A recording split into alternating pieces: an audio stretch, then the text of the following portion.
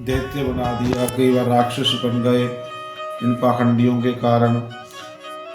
और गरुड़ पुराण में भी कथा आती है ऐसे ही कि वो पाखंडी जो राजा था उसको दूसरे राजा ने उसको हरा दिया और जंगल में भाग गया। वो जंगल में रहने लगा, बड़ी बड़ी चटाई रख ली, तपस्वी ऐसा रूप बना लिया। एक दिन जो शिकार खेलने जाते हैं वहाँ, तो वो सोचते कि संत है, महात्मा चरणों में गिर गए। पर जो संत बना हुआ है वो जान गया कि ये तो मेरा दुश्मन है, तो उसी तरह से उसको उन्होंने मरवाया। बहुत सारे ऐसे उदाहरण मिल जाते हैं। तो पाखंडियों से बच के रहना चाहिए। लेकिन वही कथा रही है कि ये जो राजा था जो गया उस मंदिर में तो वहाँ पर बड़ी बड़ी जटाएं और त्रिपुंड बसम। तो राजा को बोले कि राजन, शैव धर्म की महिमा सुनो। वो कहने लगे कि इस धर्म के प्रभाव से मनुष्य जो है वो सब पापों से छूट जाता है। जहाँ तक तो ठीक है, और उससे आगे सुनो वो क्या कहते हैं कि शैव मत जो है वो मुक्ति देने वाला है, जहाँ तक भी ठीक है। आगे वो कहते हैं कि शिव आज्ञा के बिना दान यज्ञ और तप से कुछ भी नहीं होता। जहाँ से उन्होंने राजा को जो है बोलना शुरू किया, शिव का सेवक होकर केवल जटा धारण करना और भस्म लगाना, बस यही काम, और कुछ नहीं। कोई भजन नहीं, कोई जप नहीं, कोई पूजा नहीं, कोई पाठ नहीं, कोई विष्णु का ध्यान नहीं, किसी देवी देवता का ध्यान नहीं, किसी को प्रणाम नहीं, और सिर्फ आप जटाएं रखो और भस्म लगाओ, बस शिव जो है वही है। और विष्णु भी जो है उसको भी नहीं पूजना है, उसके नाम का भी यज्ञ नहीं करना है। तो फिर क्या बोले, इसके बराबर और कोई मुक्ति का उपाय नहीं। जटा तथा भस्म धारण करने वाले सभी योगी शिव समान हो जाते हैं। सिर्फ भस्म लगा लो और जटाएं रखो, कहते हैं वो शिव के समान हो जाते हैं। देखिए ऐसे ऐसे आपको बहुत मिल जाएंगे, है ना। और विश्वामित्र क्षत्रिय होकर तब से ही ब्राह्मण हो गए। बटमार वाल्मीकि तपस्या से अग्रगण्य हो गए। राज शिव पूजन में किसी बात का विचार नहीं होता, तब से ब्रह्मत्व प्राप्त होता है, जन्म से नहीं। इस कारण शिव का दर्शन उत्तम है। शिव के अतिरिक्त अन्य किसी देव की पूजा ना करें। ये बात भी है ना कि जो शिव भक्त हैं वो बोले कि नहीं हम और किसी अन्य देवी देवता को पूजा नहीं करेंगे, ऐसा नहीं है। क्योंकि भगवान शिव जो है वो स्वयं भगवान श्री राम जी की पूजा करते हैं, और राम जी जो है वो स्वयं महादेव जी का ध्यान करते हैं। इसलिए किसी एक देवता को मानते हो तो अन्य देवता की निंदा ना करनी चाहिए और ना सुननी चाहिए, अपराध होता है। कहते हैं एक साधे सब सदे, सब साधे सब जाए। तो आप किसी भी एक की पूजा करते हो तो सभी जो है वो सिद्ध हो जाते हैं। जैसे परिवार में आप 4 भाई हो तो आप एक के साथ आपका प्रेम है तो 3 जो हैं वो आपके साथ अन्य ऐसे ही करेंगे। क्यों? क्योंकि उनका भाई है वो। तो ऐसे ही जो देवता हैं वो एक हैं। यदि हम ब्रह्मा जी को पूजते हैं तो विष्णु भी आएंगे, शंकर भगवान भी आएंगे, और भगवान विष्णु को यदि पूजते हैं तो वहाँ पर ब्रह्मा भी आएंगे और शंकर भी आएंगे, और भगवान शंकर जी को यदि पूजते हैं तो वहाँ पर राम जी भी होंगे, विष्णु भगवान भी आएंगे, ब्रह्मा जी सब आ जाते हैं। तो निंदा नहीं करनी चाहिए। हमारे इष्ट जो हैं वो एक होने चाहिए, है ना। लेकिन ये कहते हैं कि नहीं, किसी की पूजा मत करो, है ना, सिर्फ और सिर्फ शिव की। तो ये क्या हुआ कि ये राजा जो था उनकी बातों में आ गया, पाखंडियों के, और उन पाखंडियों की बातों में आने के कारण उसने जो विष्णु के मंदिर थे वो सब जो है बर्बाद कर दिए, मूर्तियां खंडित करवा दी। इस तरह से जब इसका समय आया, जब यज्ञ पूजा जो है वो सब बंद, ब्राह्मणों से द्वेष, सब जटाएं रख ली और भस्म जो है वो मारना शुरू कर दिया माथे पे।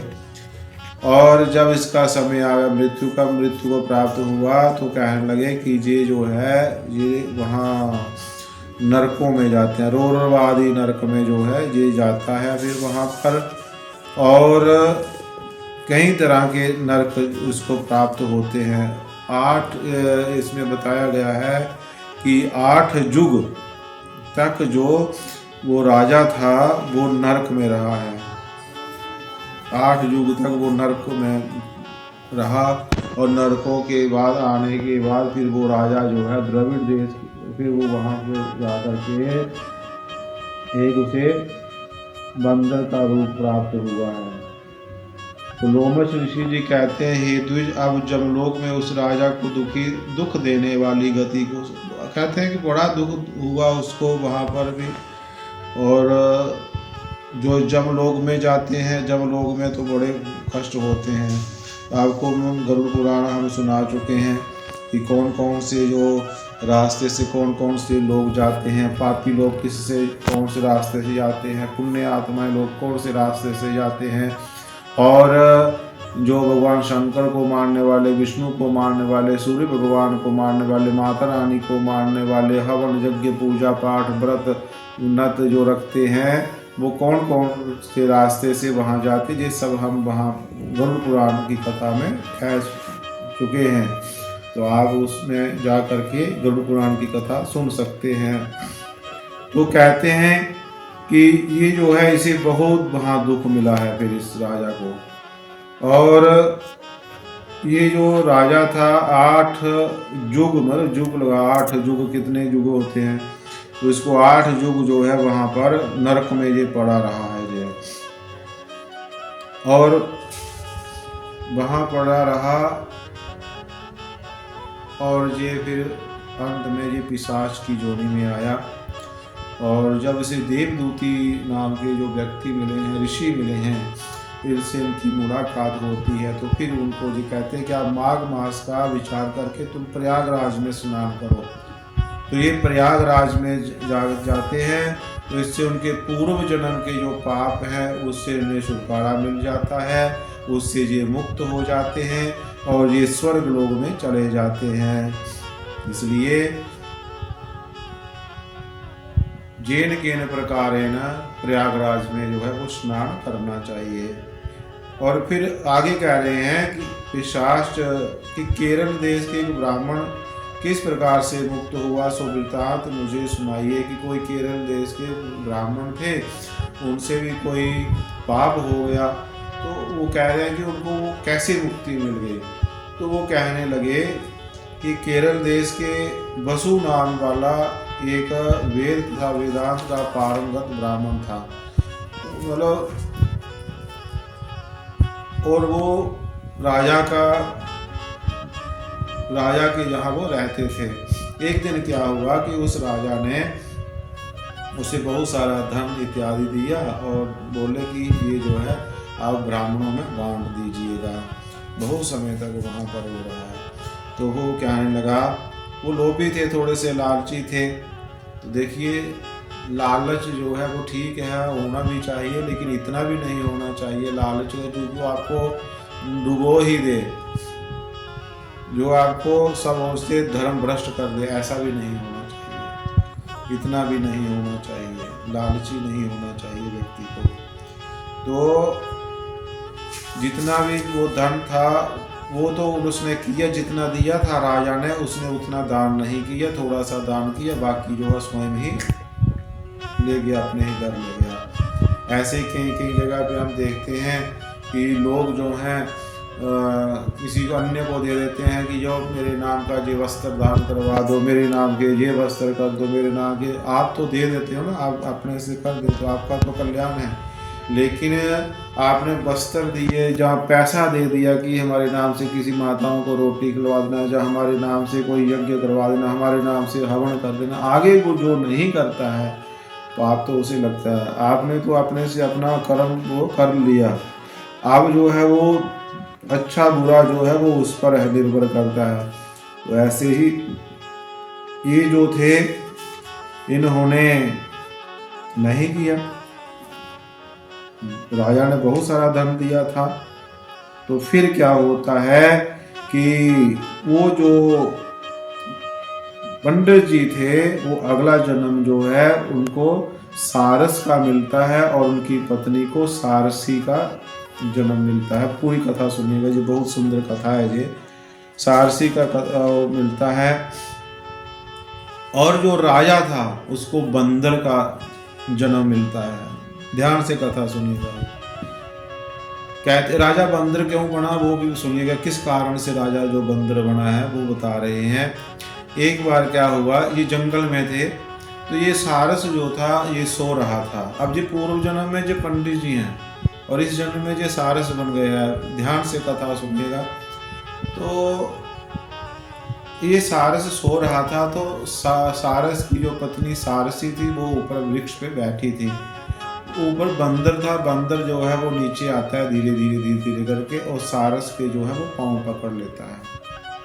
जो पक्षी थे वो सभी वहाँ से उड़ जाते हैं, और सारस की जो पत्नी अर्थात सारसी जो थी वो वहीं बैठी रहती है, वो देखती रहती है। तो सारस जो है वो जो सो रहा था, जब उसके पाँव पकड़ लेता है बंदर, तो सारस फिर उड़ता है।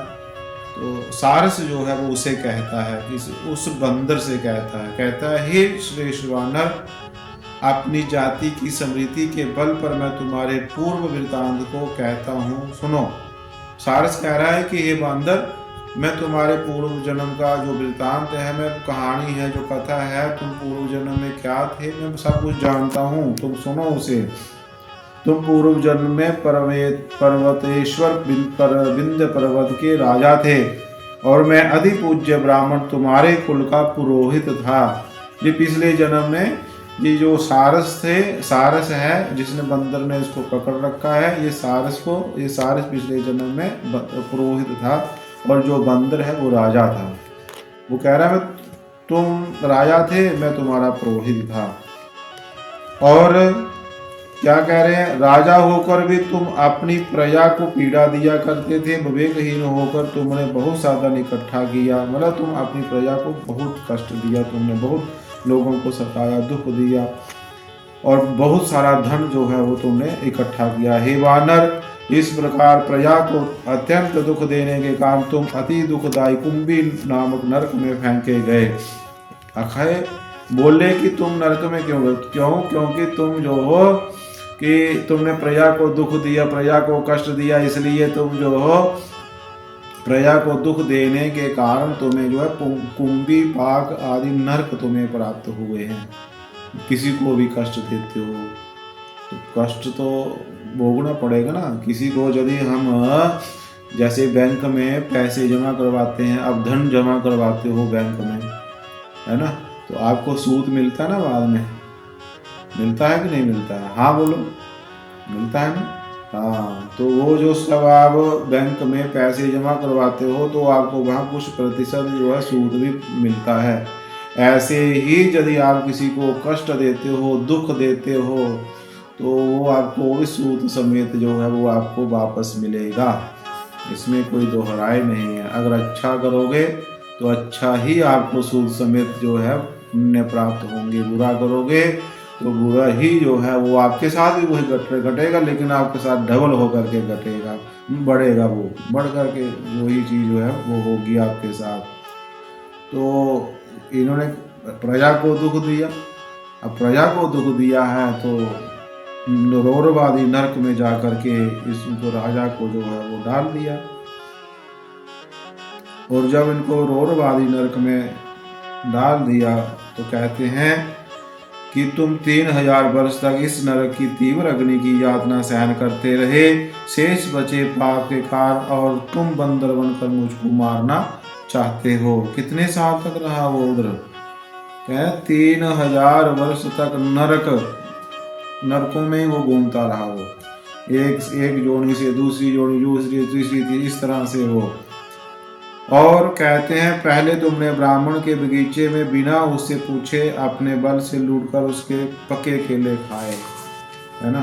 उसी पाप के भयंकर फल से तुम अब वानर और वनवासी हुए हो। हे ब्राह्मण, ये कथा सुनकर वानर ने सरस से कहा, जब उसने बताया ना, उस सारस ने कहा कि तुम पिछले जन्म में क्या थे, तुम क्या हो गए, कैसे कैसे तुम आओ और बांदर क्यों बने, तो वो बताया। अब जो है वो वानर कह रहा है उस सारस से, कह रहा है यदि तुम ठीक जानते हो तो बताओ कि तुम पक्षी कैसे बने हो। मैं तो चलो तुमने बताया कि मैं राजा था और तुम हमारे पुरोहित हो, मैंने प्रजा को दुख दिया तो मुझे बहुत सारे नरक मिले, कष्ट मिले, उसके बाद में जा करके बानर की योनि मिली। पर तुम मेरे पुरोहित थे तो तुम इस पक्षी जीवन में कैसे आ गए, ये कैसे मिला तुम्हें, तुम बताओ मेरे को। अब सारस कहता है कि हे वानर, मैं पक्षी क्यों बना हूं, किस कर्म से बना हूं वो सुनो। कहने लगे कि तुमने पूर्व जन्म में सूर्य ग्रहण के अवसर पर नदी के तट पर बहुत से ब्राह्मणों के निमित्त अन्न के 100 ढेर दान किए। मैं राजा का पुरोहित हूँ, ऐसा सोचकर मैंने ब्राह्मणों को थोड़ा सा अन्न देकर बाकी सब स्वयं ले लिया। कहते हैं कि एक बार क्या हुआ कि सूर्य ग्रहण हुआ, तो सूर्य ग्रहण पड़ा तो आपने अन्न के खूब ढेर लगा दिए वहाँ पर, और ढेर लगा करके आपने कहा कि ये ब्राह्मणों को दान कर देना, आप चले गए। तो मैंने फिर पीछे सोचा कि मैं तो आ गया लालच मेरे को, मैं तो राजा का पुरोहित हूँ। तो मैंने क्या किया कि उसमें से थोड़ा सा जो है अन्न जो है वो ब्राह्मणों को दान किया, बाकी जो है सब अपने घर ले गया। इसलिए लालच नहीं, मैंने क्या कहा पहले भी कहा ना कि लालच नहीं करना, जो अपने भाग्य में है वो आपको मिलेगा, है ना। किसी का धन जो किसी के निमित्त दिया हुआ है ना, कई बार ऐसा होता है ना, हमें लोग पैसे दे देते हैं कि ये वहाँ भगवान, आप जा रहे हो तीर्थ यात्रा में तो वहाँ वो चढ़ा देना। अब यदि मैं नहीं चढ़ाता हूँ तो भगवान के साथ जो है मैं क्या करता हूँ, भगवान की चोरी करता हूँ, क्योंकि उन्होंने तो मुझे दिए भगवान के, तो भगवान के पैसे हैं। तो यदि मैं नहीं चढ़ाता हूँ तो मुझे पाप लगे, तो यदि मैं चढ़ा देता हूँ तो मैं अपना कर्तव्य जो पूरा करता हूँ। तो जहाँ फिर कोई मुझे ऐसे देता है कि ये जो मैं धन दे रहा हूँ, जो वस्त्र दे रहा हूँ, जो किसी को दे दीजिएगा, फलाने अमुक व्यक्ति को दे दीजिएगा, यदि नहीं देते हैं तो वो भी पाप लगता है। इसलिए जो जिसके नाम से वो दिया जाता है वो उसे दे देना चाहिए। आपने वो कथा सुनी होगी ना, सुदामा और भगवान श्री कृष्ण की, जब वो जंगल में जाते हैं लकड़ियाँ लेने के लिए, तो सुदामा जो है वो भगवान कृष्ण के हिस्से की जो भोजन है, जहाँ वो चिड़वे हैं, जहाँ वो जो भी दिया था गुरु माता ने उनको खाने के लिए, वो अकेले खा जाते हैं, चने दिए थे शायद, तो वो खा जाते हैं। तो फिर बाद में क्या उन्होंने फिर प्राप्त हुआ सुदामा जी को, वो आप सब जानते हैं। इसलिए किसी दूसरे की वस्तु को ग्रहण नहीं करना चाहिए। यदि वो कहता है तो फिर कीजिए, अन्यथा जिसके लिए किसी ने जो दिया है वो उसी को दो। तो ये जो कहने लगे कि ब्राह्मण देवता कहने लगे कि देखो वो धन जो था वो मैं सारा ही अपने घर ले गया, मैंने ब्राह्मणों का हिस्से का जो धन था वो मैंने अपने पास रखा, इसलिए मुझे जो है सारस की जोनी मिली, ये पक्षी की जोनी प्राप्त हुई है। देखिए, है ना, दूसरे का हिस्सा, भाई भाई में झगड़ा होता है जमीन का, कोई जो उसकी दबा लेता है ना, कोई जमीन जायदाद जो है एक भाई दबा लेता है, उसको नहीं देता, दूसरा उसको नहीं देता है, इस तरह से। तो क्या है फिर आगे वही यही बंदर बनना पड़ेगा, सारस पक्षी इत्यादि, और कुछ ना कुछ बनना पड़ेगा। ये तो चलो इनके कुछ कर्म भी अच्छे थे, पुण्य थे, तो तभी तो सारस में आ गए, नहीं तो कर्म अच्छे ना, पूजा पाठ अच्छा नहीं होगा तो फिर पता कौन कौन से नरक में जाना पड़ेगा और कौन कौन से वहाँ पर गिरना पड़ेगा कष्टों में। तो कहते हैं कि मैंने ब्राह्मणों को धन, दूसरे के धन का हटका, इसलिए मैं जो हूँ पक्षी का रूप मिला, लेकिन मैं भी नरकों में गया था, उसके बाद मुझे सरस का जन्म मिला। और एक और मैंने अपनी पत्नी अपनी बहन के घर में जा कर के कांसे का बर्तन चुराया और वो जो है उसको बेच दिया था। और मेरी जो पत्नी है वो भी कांसे की चोरी करती थी, बहुत चोरी करती थी, तो वो भी मेरी पत्नी सारसी बनी हुई है, अर्थात मैं सारस बना और ये सारसी बन गई। तो यही कारण है। अब वो कहने लगे, कौन कह रहा है, सारस कह रहा है, इसी से मैं सारस हुआ हूँ। अब कह रहे हैं कि अब सुनो आगे क्या है, आगे वाली भी मैं कथा जानता हूँ, आगे क्या होगा हमारे और आपके साथ। कहने लगे कि मैं तू हंस होकर और ये मेरी सारसी बारया हंसनी होकर कामरूप देश में सुखपूर्वक निवास करेंगे। मतलब इससे अगले जन्म में मैं आप कह रहे हैं कि आप भी हंस बनोगे और मैं भी हंस बनूंगा, मेरी धर्मपत्नी जो वो हंसनी बनेगी। और इसके पश्चात हम लोग गौ जोनी में जाएंगे। कहते हैं कि उसके बाद में फिर हमें गौ की योनि प्राप्त होगी और उसके बाद में फिर हमें मनुष्य का जीवन प्राप्त होगा। शिव की माया से इस मनुष्य योनि में प्राणी पुण्य और पाप दोनों प्रकार के कर्म करते हैं, जिनके परिणाम स्वरूप सुख और दुख का फल प्राप्त होता है। इसी से सब प्राणियों को सर्वदा धर्म का सेवन करना चाहिए। देखो मनुष्य का हमें शरीर मिला है, मनुष्य जन्म मिला है, तो इसे सदमार्ग पर लाना चाहिए, भगवान का भजन करना चाहिए। हम घूमते अच्छी बात है, लेकिन चलते फिरते उठते रहते उस परमपिता परमात्मा को हमें नहीं भूलना चाहिए। इस दुनिया में आए हैं, एक दूसरे से द्रोह कर लेते हैं, भाई भाई से कर लेता है, परिवार में पारिवारिक में आए थे तो कुछ भी नहीं था हमारे साथ, जो कुछ मिला जहीं से मिला, और जब जाएंगे तब भी कुछ साथ में नहीं जाएगा। तो जो जाने वाली चीज़ है बस उसको कमाइए, जो साथ में जाने वाली नहीं चीज़ है उसको ज़्यादा ध्यान मत दीजिए, क्योंकि जो साथ में जाएगी, जो हमारा कल्याण करेगी, आप उसको कमाइए, उसका ज़्यादा उस पर ध्यान दीजिए। साथ में क्या जाएगा? भगवान का नाम, भगवान का चिंतन, वही साथ में जाएगा। तो फिर आगे वो कह रहा है कि आनंद पूर्वक रहो, तुम्हारा सदा कल्याण हो। ये अब बंदर कह रहा है उनको, सारस को कह रहा है कि आपने जो है ये सब कुछ मुझे बताया है कि हम पूर्व जन्म में क्या थे, तुम क्या थे, लेकिन ठीक है तुम जो हो अपने आनंद से प्रेम से रहिए, क्योंकि सारस और उड़ करके दूसरे जंगल में चले जाते हैं और ये बंदर जो वही रहता है। तो प्रेत ने कहा, हे ब्राह्मण, ये सुंदर विचित्र परम पक्षी और बंदर का संवाद मैंने नदी के तट पर सुना था, तब इसे मुझे भी बोध हुए और शोक का भी विनाश हुआ कि मैंने ये कथा जो है वहाँ नदी के तट पर सुनी थी। तो इससे क्या हुआ, मेरा भी अज्ञान जो है वो मिट गया। प्रेत कहने लगा कि हे श्रेष्ठ, एक गांव में यज्ञ कराने वाला ब्राह्मण अनाधिकारी को यज्ञ कराने से राक्षस हुआ था।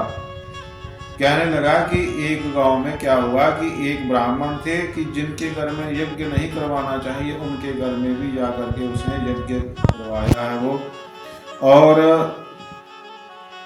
वो फिर राक्षस बन गया। वो राक्षस की योनि प्राप्त हो गई उसे।